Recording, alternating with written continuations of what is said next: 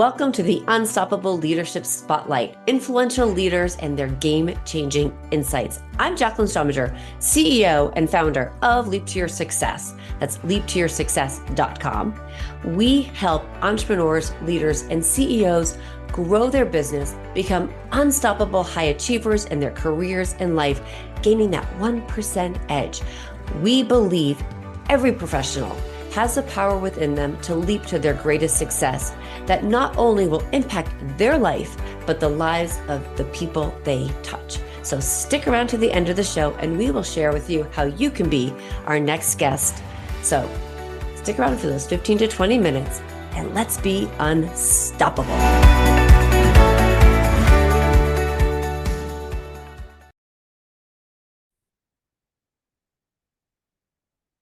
Hello, everybody, and welcome to another amazing episode of the Unstoppable Leadership Spotlight podcast, where we hear amazing leaders, their game-changing insights that help change and revolutionize leadership and leaders today. And I want to welcome to the podcast my amazing guest, Jim Fielding. He is, well, an amazing leader. He has worked at some awesome companies. Disney, DreamWorks, The Gap, Claire's, Fox. I can keep going. And so leadership, obviously, he knows all about good, bad, and ugly leadership and the art of storytelling and strategic brand planning. And one of the key things that he is talking about right now is authentic leadership and that path to personal authenticity. And one of the key things, leadership and having, human-centered leadership is so pivotal for today. And so we are going to hear a lot about that from Jim today. So welcome to the show. My gosh, thank you for having me, Jacqueline. It's an honor. I'm thrilled to be here. I am so glad to have you. So, all right. So first, I have to ask a crazy question. You look back at the companies, Disney, Claire's, Gap, DreamWorks. Which one had the best leaders? Wow, that is a great question. I am not hedging. I would say there's two, but it's different. I mean, the best retail leadership by far was my years at the Gap. I mean, I was at the Gap in the late 80s and most all of the 90s. And the leaders at Gap at that time, Mickey Drexler on down, were incredible retail leader. Like, when I became a CEO, people said, you're a CEO of a retail company, but you don't have an MBA, blah, blah, blah. And I was like, but I worked at the Gap for almost 10 years. And that was like getting a retail MBA. Like, it literally was amazing. And then I would say Disney, which I think Disney's known for. I mean, I was blessed with amazing leadership for 11 of my 12 years. And then I had a rough leadership situation the last year, which actually made me leave the company and made me leave my favorite job. I mean, that my favorite job was president of Disney Store, and I had done that for 4 years. And I had one boss for 3 years and one boss for 1 year, and it changed everything. Okay, so not that I want to talk about the bad, but I do want to talk about the bad. Sure. Like, what was bad? Like, what's the ugly part about it? I just think from day one, like, it was weird that I was at Disney for 12 years and I had the same boss for 11 years. That's very odd. And his name was Andy Mooney, and he just understood how to manage me, and he mentored me and let me grow and set really aggressive goals and, was constantly giving feedback, but then he also let me go and just let me do my job. And when he left the company, he was replaced by somebody who I knew because it was an internal promotion, not from in our group, from another group within Disney. And from day one, it was pretty obvious that we were oil and water, and that the way that we approached things was quite different. And my first touch base with him was 8 weeks after he started. And I thought that was a pretty big indication because he only had like 8 direct reports. And so I was like, I literally was going to my assistant every day, Jacqueline, saying, did his office call? Like, did we miss something? Like, am I supposed to be like, when's my what? Like, I was going to group meetings, but everybody else was having these one-on-ones and I wasn't having them. And I thought, okay, he's just putting me at the end. All right. And the first touch base, he was like, I think you're a great executive. I know your reputation. Everybody in the company really likes what you do. I really don't like your business. He just did not like the retail business. And like put me instantly on the defensive with him the entire time I worked with him, right? I felt like I was justifying the existence of my business unit, right? This $2 billion Disney store business around the world. And it just was a contentious relationship from day one. And I had an executive coach and would go to my executive coaching sessions and work on how I was going to communicate better and what I was going to do differently. And uh, it really was through the coaching where I realized the my boss wasn't going to change. I was changing as much as I could, but I was changing in ways that I wasn't happy, and that I was ultimately going to have to leave. Like, that it was a battle I Right. couldn't win. And it was an extremely difficult decision, and it took me forever to make. But when I look at my path, so I left Disney in 2012, but when I look at 2012 to today, I don't think any of what I have done would have been enabled had I stayed at Disney. Like, I think my path would Right. have looked completely different. There's a saying, if you can't change your team, right? Like, Yeah. so you've got to, right. So in this case, you just changed your team, which was the different company. So, Yeah. And, you know, I was a little bit, the quote that's always, ascribed to Einstein is the definition of insanity is doing the same thing over and over again and expecting right, different results. I felt like that's what was happening in our working relationship because I was trying. I literally wanted to be a team player. I wanted to be on his team and I wanted to perform, but there was things about the business that were just endemic and systemic to that business that I couldn't change. I mean, we had 400 stores around the world with leases and people working in them. Like, I couldn't snap my fingers and just make that go away. So it was an interesting time. That year was an interesting time. And I know from listening to your other episodes, many of your guests have said, I actually think you learn more from the bad leaders in those situations than you do from the good leaders. Like, I definitely grew, even though it was painful, I grew out of that pain. And I think I became a better leader in my subsequent roles because of all the things that he was doing to me or with me. And I was like, I don't want to do that to anybody. right, I never right, want to do that to anybody. So I'm going to be different. I'm going to work differently. right. And it's true. Like, we really learn in the down and we rise up to the next wave, so to speak, and then we'll have something else that's a down, and we'll keep learning. It is that process. It is. And um I so love that you say that, Jacqueline, because when I meet with young leaders, I'm like, it is a roller coaster. Like, everybody looks at your resume or looks at your LinkedIn and they think it was like this smooth, linear, ski jump thing, right? And I'm like, no, like it was, and yeah, it's more like the moguls. it is. Yeah, and it's a lot of like knee injuries and ankle injuries and bruises and but I think it's so important for young people to understand that, right? Because it's not, of course, what's on your LinkedIn, it looks like the land of milk and honey, but it's not always like that. It's not right, it's not. And so your next place you went to was DreamWorks. No, And Claire's. so That's when I became so CEO of Claire's. Claire's. Okay, Claire's. So I'm Yeah. like thinking, like, Claire's like my ears, So right? I went back to retail.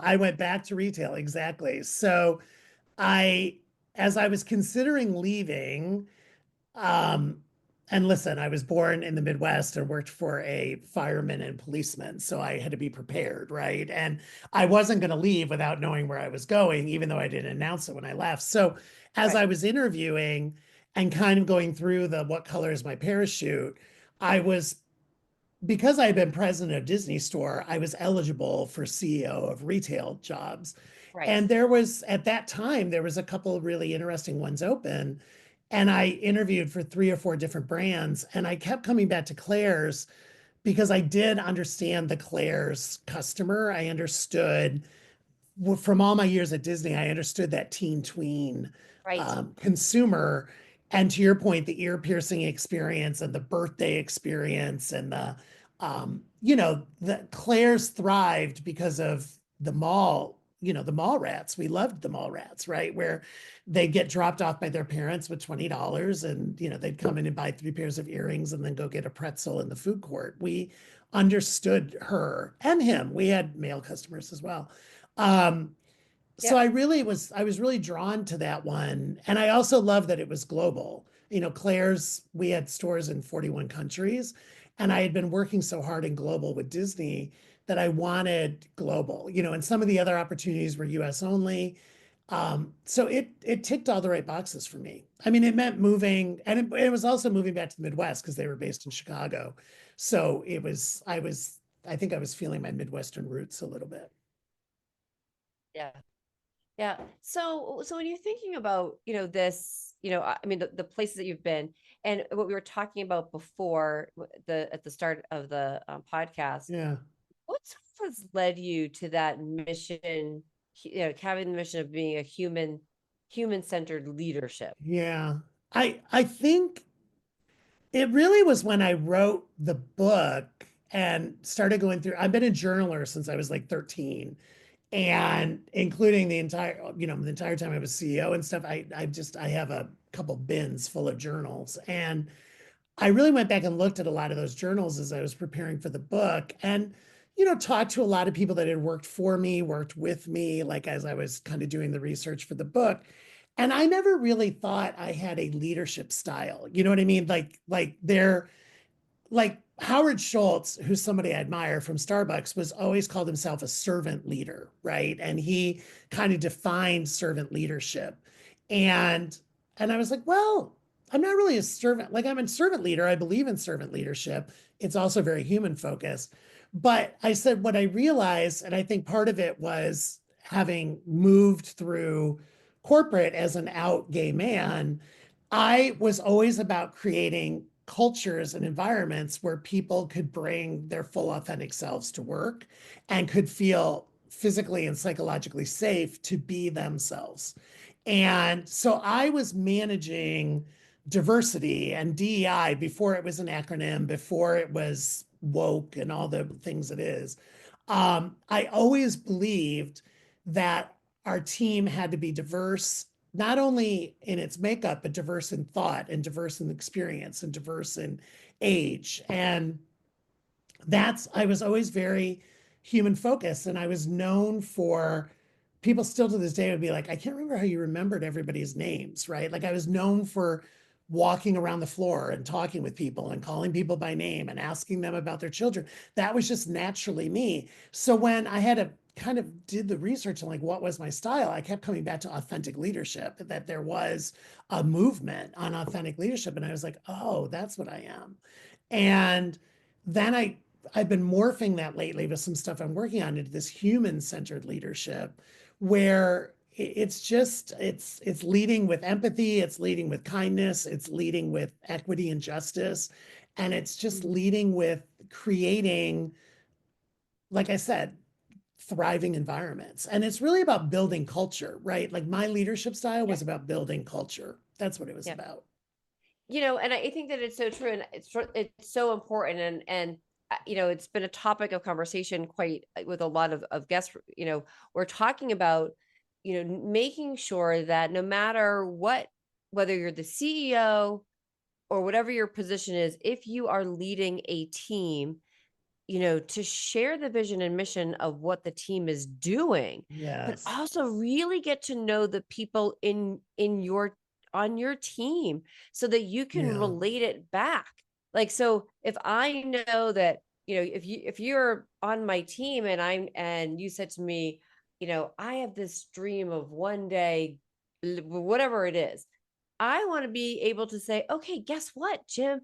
You know what? this position and what we're doing, I want to explain to you how I think it ties back to your vision for you Yes. or your Yes. personal mission.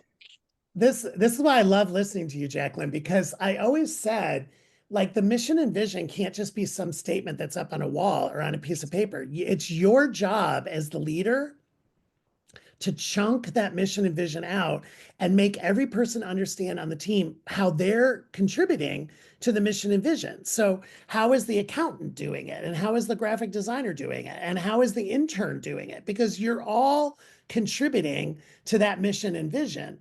And I'm not saying I want you to be like a cult, but I want you to believe that what you're doing is moving that mission and vision forward. Right. And No, it's true. And in some ways completely, it is. It's like being the cult, yeah, right? like, and I hate it's your job. right. But it's like to embody that like desire to know that each and every one of the people that are in that company, and I say everybody's a team player, that everybody on the team, from the person that might be the security guard to the Yeah. that is cleaning the bathrooms, we Yeah. all are on the same mission of whatever that Yes. greatness is that we Yes. collectively want to do. So 100%. so you said something that I really want to tap into, and that is, you said really having a great diverse group. And Mhm. I personally will tell you that like I hate labels. Like I don't want to Yes. like Yes. when no offense, when DEI became a label, I was like, Yeah. oh, you just Yeah. ruined it. You Yeah. know, Yeah. For sure. For sure. ugh, And sorry. it became performative and something that we were counting, and that's never what it was supposed to be. But anyway, yes. Right. So it's and I'll go back to when, what I in the 80s when I was applying to colleges and all those interesting fun things. And it's like, you were like, oh, I hit the quota of the diversity for women at this school. Yeah. But and or if I'm getting a job, you just never want that to be a thing. So I'll say, No. right, you Yeah. never want to be I never wanted to be like, a diversity hire. No, right. like it, no. No, but I think when the word diverse that I use, and I could interchange it with unique, is because of exactly what you're saying, because I think good ideas can come from anywhere. I'm not title driven. I'm not hierarchical driven, where it's like all the ideas happen at one level and then everybody else just executes. I don't believe in that. That I wanted diversity of thought and diversity of experience. And especially in retail and in media and entertainment, I was in consumer facing businesses. And I always wanted the teams that I was building and working with to also reflect our customer base, right? Like I really wanted them, like, and when you talk about a brand like Disney, Disney is ubiquitous, right? I mean, most people like Disney, and most people go through a phase, especially if they have children, where Disney is a big part of their life. And that means all different countries and different regions within the United States. There you go. There you go. I mean, it's part of people's stories.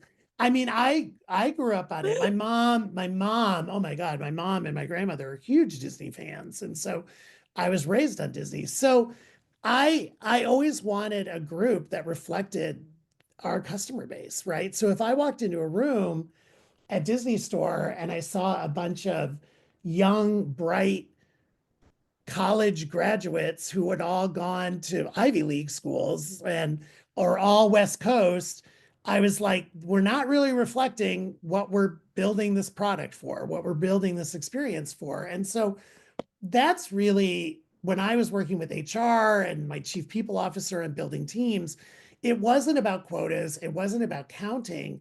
It was about anytime there was an open position, I just asked recruiting and HR, present a wide array of candidates. Do not present me 5 people that look exactly the same, that have the same resume. I want the hiring managers to have choice, and I want them to be challenged to think differently.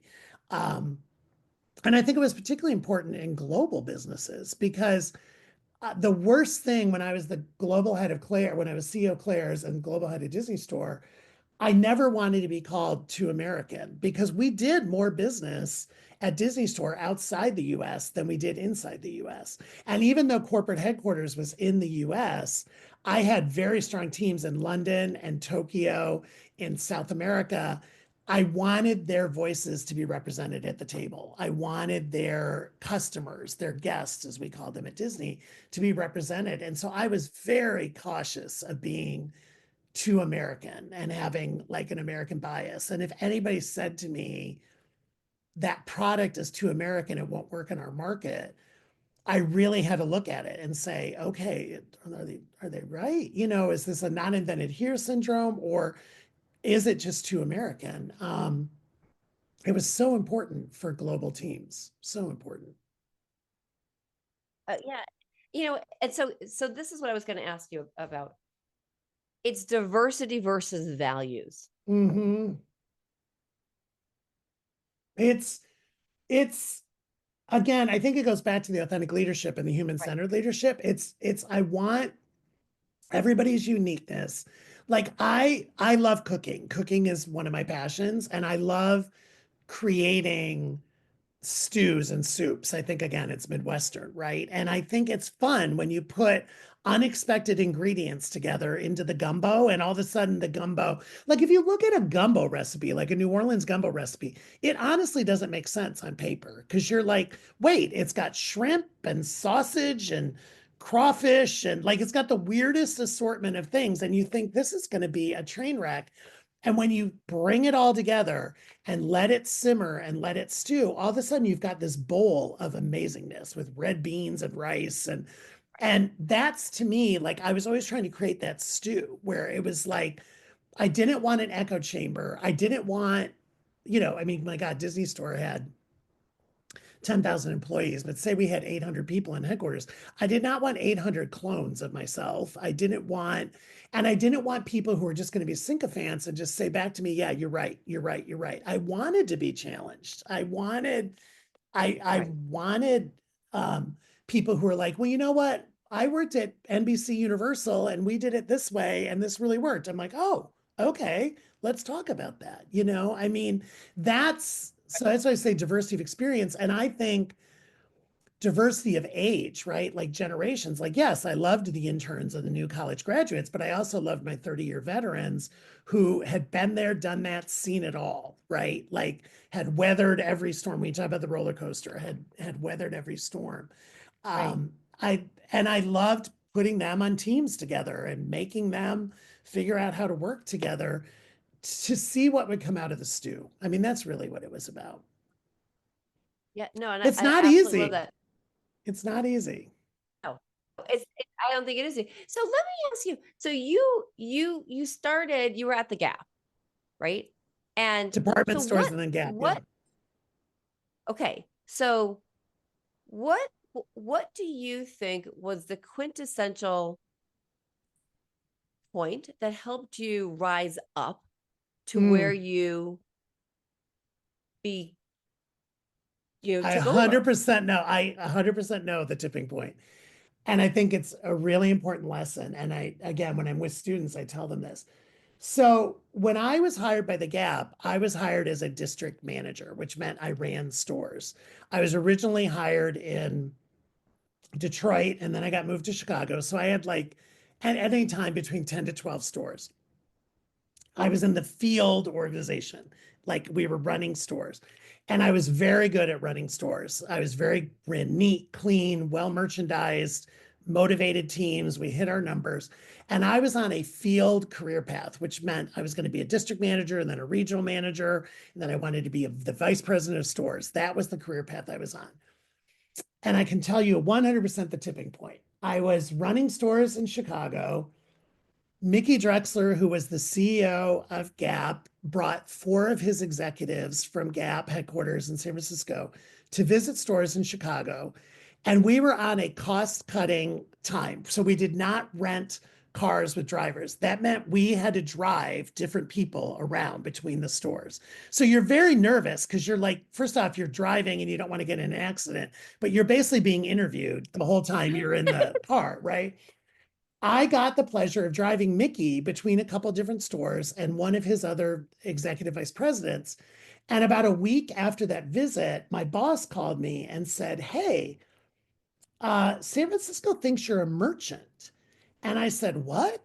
Like what's a merchant?" I didn't even know what a merchant was. And she said that, yeah, the people that do the product in the stores, they think you'd be a really interesting merchant. And they're starting this training program where they're going to train merchants. They want people from the field to train merchants. She said, "Now I'm going to be honest with you. It's it's going to be a lateral, almost backward move because you're going from being a district manager to being a merchant trainee.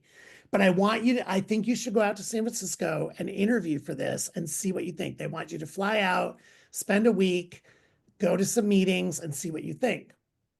And I was like, "All right." And so I went out, and by the third meeting of the first day, I was like, "Oh, I'm a merchant." I didn't even know I was a merchant. The way that I looked at the business was from the product standpoint, not only the people standpoint, but the product standpoint. And by the end of the week and all the interviews and meeting the people I met, I wanted to do it. And so I made a calculated move, but a risky move. I left a career path that I was thriving in and moved into becoming a trainee overnight, like literally a starty. Like, I mean, I was basically a neophyte. And those first 6 months, I had so much self doubt and insecurity because I was like, "What did you do?" Because I would be in meetings and I wouldn't know what they were talking about. And I would think, "Oh my God, you've completely screwed up your career." And those first 6 months, I was taking work home every night. I was studying like I was in a master's class. And then all of a sudden, at like 6 months, the light kicked in and I became a really, really successful merchant. And I did men's knits, I did sweaters, I did activewear. And when I became a president of a retailer and a CEO of a retailer, I was a unique person because I had both the field side and the product side, and not many people had that.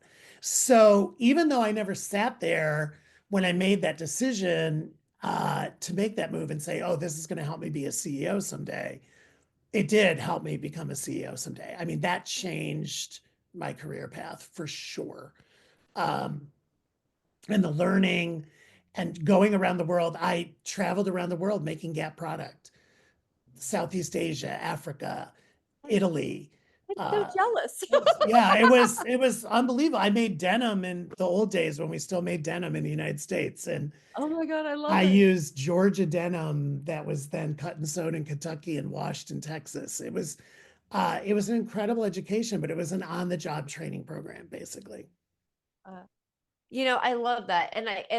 So listeners, as you hear that, this is a huge game changer because there's a couple of things. It's like giving people an opportunity.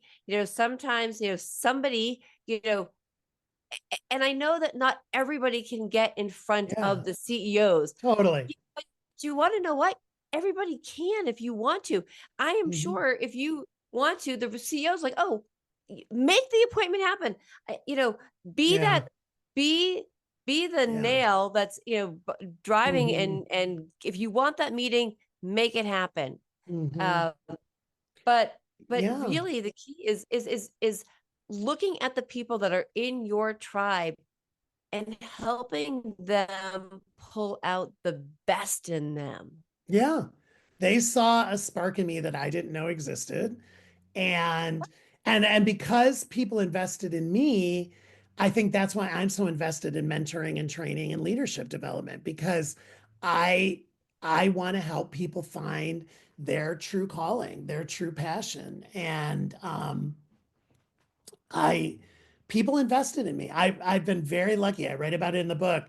I had some incredible bosses and mentors along the way. And then I had some bad ones, but I learned from all of them. And Right. I mean, I'm still in touch with all of them today. I mean, some of them aren't living anymore, but anybody that's living, I'm in touch with Right. those people.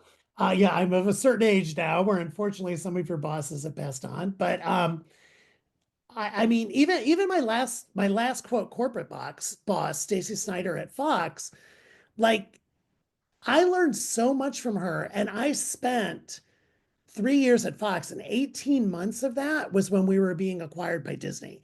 Like that was a high stress time when you're being bought by a competitor, basically. And Right. her leadership and style and grace under pressure and compassion for how she led us during that transition made me be a better leader for my people during that transition, for sure. Because I would be like, oh, Stacy's incredible at this. I got to up my game. Like I've got to get better at this. Um, and you know, anybody who's been through a merger and acquisition, when you're the little fish being eaten by the big fish, it's a As I like really, to say, really pimped. hard. Yes, it's a really hard role. It's Yeah. really demoralizing, and you're basically just trying to hold on to a team, and you keep smiling and saying it's business as usual, and it's business as usual when you know that's like a crock. It's not business as usual, and Right. everybody's panicking about what their job is and do they have a future, and it's so hard. Like that was probably my hardest management challenge ever, was managing those 18 months. But because I was being managed well, I think I did it Right. okay. Right. It helps you do it. Yeah, it's Yeah. right. Because when you see it, you can, I mean, you can model it too, right? Hmm. It's a great Yeah. Yeah. model. Yeah, I just had to be accessible at all times. That's the way she was. Yeah. So, Jim, I could talk to you for hours. Ah. Um, if there's one key lesson, I mean, we've shared quite a bit, we've Hmm. talked about obviously, mission-centered leadership, but we also, Hmm. and I think this is the part that I think is really important. We've touched on it, but haven't touched on it. A Hmm. lot of the companies that you've been with, there's been a creative element to it. And we For talked sure. about and, beforehand, before the show started, storytelling. And I think Yes. storytelling in business is really important. So Hmm. can you share your insights on storytelling and the impact it can make? Oh my gosh. I mean, I I I am a We don't have 5 hours, storyteller. but Yeah, no, I know I am a storyteller. That's why I'm like, okay, I gotta do the edited version. But to me, yeah, when I look back at my career, every company I worked at had an authentic stories or authentic stories at its core. And I I always felt that it was easier to market, it was easier to create product, it was easier to create training programs when you were coming from a place of an authentic story where you weren't having to make anything up, right? And um, I just think that storytelling is, tale as old as time. It's been around for the millenniums. And people learn, I think, more effectively through stories and through story sharing than they do in like a classroom, especially for adult learners, where it's like one way communication. Like, I think what I love about storytelling is it's usually inherently two-way communication or group communication, and people are sharing stories. And it's like a different way of communication than going to like a one-way training for 4 hours where someone's just reading you a PowerPoint and you're trying to learn as you go. I think I think storytelling influences the product you're working on, the marketing programs you're working on, the communication, the training programs, all of it. I mean, I think it's at the core of everything. And I don't think I could work for a brand or a company that didn't have an authentic story at its core. Even like the authentic story of Gap, which was founded by the Fisher family in 1969, named after the generation gap. Like that literally, founded in Haight-Ashbury in San Francisco, that was at the core of our DNA. Well, definitely was at the core of our DNA. so I think it's such a key important message because it also ties back to that vision and mission of a company, of where it is, and Mhm. knowing that story about the why we want it to be and what we Mhm. need to incorporate. Um For sure. so For Jim, sure. I could talk to you for hours. Thank There's you. so much great wisdom that you how can our listeners connect with you, learn more, even more about you, maybe jump into some of your coaching, get some of your books? Yes. Where can Yeah, they I go? mean, Well, my website is super easy. It's jimfielding.com. Like, hi, jimfielding.com. I'm Jim Fielding on LinkedIn, and it is me. It's not a bot answering you. People DM me all the time. My book, All Pride, No Ego, is available anywhere books are sold, Amazon, any local bookstores. Instagram is Hi Jim Fielding. I'm really transparent. I post every day on LinkedIn. I'm telling stories all the time on LinkedIn. The website I'm constantly updating. And then, yeah, I mean, coaching services. I do public speaking all over the country. I've been around the world now doing public speaking. I love being in community. I love being with groups of people. I'm a people person. So, and I love meeting new people through LinkedIn. It's really easy. Yeah, no, that's really fantastic. So listeners, please do me a favor. Reach out to Jim. I will put links in the show notes so you can reach him, connect with him. But please go to LinkedIn, go to his website, go to follow him on Instagram. I will be. And if you have gotten great value out of this podcast episode, which I am sure you have, because we've had some amazing game-changing insights, of clicking the altogether amazing subscribe button. Do me one other favor, and please share this episode with your friends, your colleagues, and other people who you think could be an amazing leader or can get value out of this. And remember, each and every one of us is the CEO of our own lives. So we lead ourselves. So, and I am Jacqueline Strominger, the host of Unstoppable Leadership Spotlight podcast. Thank you for listening. And thank you, Jim, for being an amazing guest. Thank you for having me.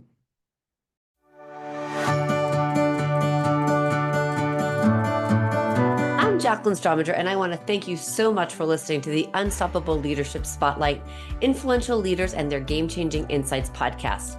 If you are a successful CEO, entrepreneur, or leader in your industry, and you have insights you would like to share, we want you to be a guest on this program. So please visit go.leaptoyoursuccess.com/podcast. And if you have gotten something out of this interview and you'd like to share the episode on social media, just go ahead and take a screenshot with your phone and text it to a friend or post it on socials. If you know somebody who would be a great guest, please tag them on social media and let them know about the show and include the hashtag Unstoppable Leadership Spotlight. I love seeing your posts and your guest suggestions. So we regularly are putting out new episodes and content. So please make sure you don't miss any episodes and go ahead and hit subscribe. Your thumbs up, ratings, and reviews go a long way to help promote the show, and they mean so much to me and my team. You want to know more about the podcast or about Leap to Your Success? Just go to the website leaptoyoursuccess.com or follow me, Jacqueline Strominger, on LinkedIn, Facebook, and Instagram. Just plug in my name, Jacqueline, that's JACLYN .Strominger, STROMINGER, and follow me on all the socials. So thank you so much for listening, and remember, be unstoppable.